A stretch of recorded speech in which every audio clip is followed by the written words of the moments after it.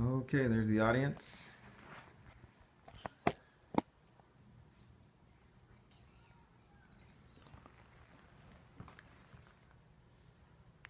that's me.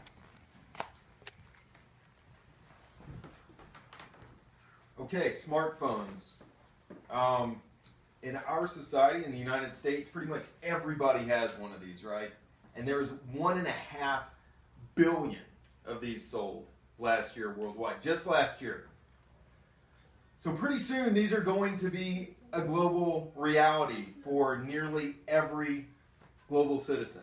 Everybody's going to be carrying one of these. And I mean, they're great, you know? I mean, they increase our productivity. They give us connectivity in our pockets at all times. We're able to access the internet, right? We're able to communicate with each other through social media, you know, or texting. They're much more than just phones. They're actually powerful computers.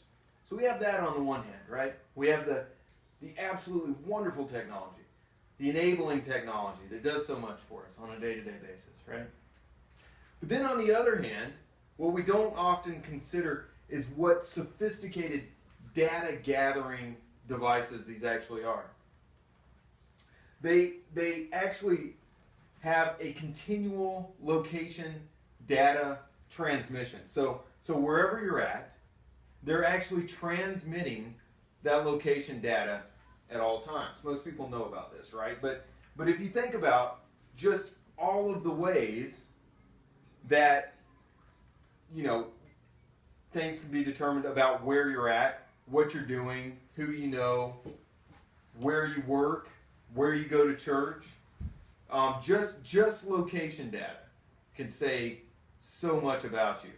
And there's very few actual protections about our personal data that these devices generate. And they become more and more sophisticated and better at generating that data all the time. I have a couple of short examples from experts talking about just what some of the concerns and even risks might be. The first is a member of parliament and lawyer specializing in privacy rights from Iceland. Our computers and phones have these cameras. And these cameras can be turned on remotely, and it's happened lots of times.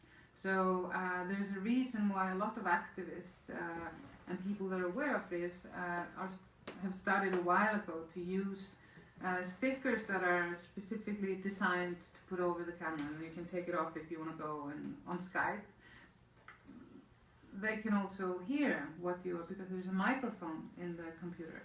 And the same applies to even Barbie dolls and your television, and it's gonna get into everything, all your devices. Voice recognition requires massive processing, so it's sent off into a cloud, and a cloud is just a computer somewhere. It's not like it's up in the digital sky. It's just these very powerful computers, and so these companies that create these devices, they have direct access into your device. So somebody can be on the other line seeing you and hearing you. Hello Dream House has the ability to be Wi-Fi connected. It also responds to speech commands. Hello Dream House, bring the elevator down. That is so cool! Even in some cars, your voice command. And this is all happening very quickly. And I have not seen any laws or regulations about this. Nowhere. And so we're worried that hackers can get into our computers and take control of that. Okay, and I have one more.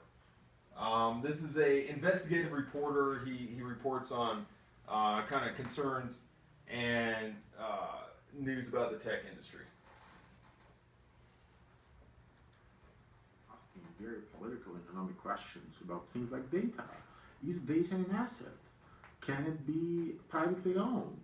Is it okay for a company like Google to collect my data while I'm using the service, then claim it as their own, and then basically derive all sorts of benefits, including financial benefits, from that data. You know, when I used to use the post office, I would have never thought that the post office would ever claim ownership over the contents of my letter.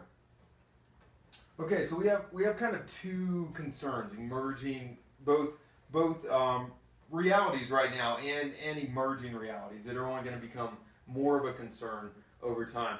The first being that it's not just our phones collecting this data, right? There's this Internet of Things taking place where we're going to be surrounded in our cars, in our home, and all of the places we go, at work, at businesses, everywhere. Things are going to be connected to the internet. All of these things are going to be retrieving data from the people around and the other data devices that are all interconnected. They're all going to be talking to each other. This is going to become more of a reality, this whole idea of data gathering and sophisticated data analysis affecting our lives, right? And then the other idea is that we don't really own any of this data. We don't even really think about where it's going. These devices are constantly generating data, but we don't know where it's stored. We don't know what it's used for. We don't know if it's sold. We don't own it. It doesn't come back to us, right? So there's a very real concern about whether or not we are even protected with any kind of privacy rights when it concerns, our digital data lives, our data production that we do every day. That really is very revealing about who we are. It's not just location data, but whenever we interact with our device, however we input information into it, when we search for information on the internet, all information is going to be digital if it's not already.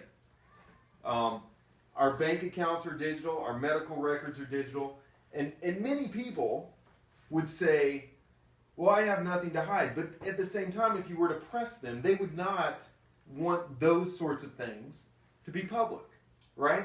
So privacy rights are something that we're all concerned about. And living in a free society where we self-govern, we need to have privacy rights, right?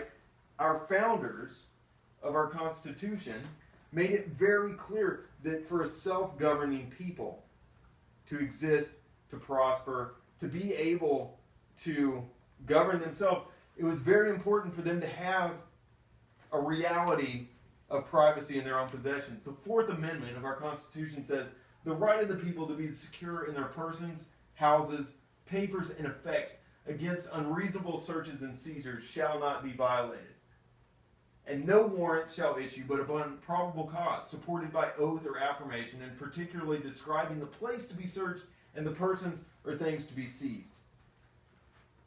Now, of course, nobody is forcing any of us, right, to carry these devices on us. So we kind of have this balance between, well, it seems completely necessary in our society, right, to be connected. Can you imagine doing your job? Or can you imagine staying in touch with the people you love or your community without being digitally connected with us, without having that aspect of your life, whether it be social media or whatever other ways you communicate with them, text messaging, email, however you do it. Can you imagine not having that and how much that would limit you professionally and personally? And it seems like that our digital information does not even apply the Fourth Amendment at all, right? I mean, in a way, we're searched and our data is seized at all times. All of this data that we produce is uploaded, stored, and transmitted to other places we don't even know about all the time, without our knowledge, without our authorization. So we in the United States are seriously lacking in personal privacy rights protections regarding our data. In the European Union and in Canada, there's been measures that have been taken to protect people against, not just data theft, but data abuse and data use and data ownership.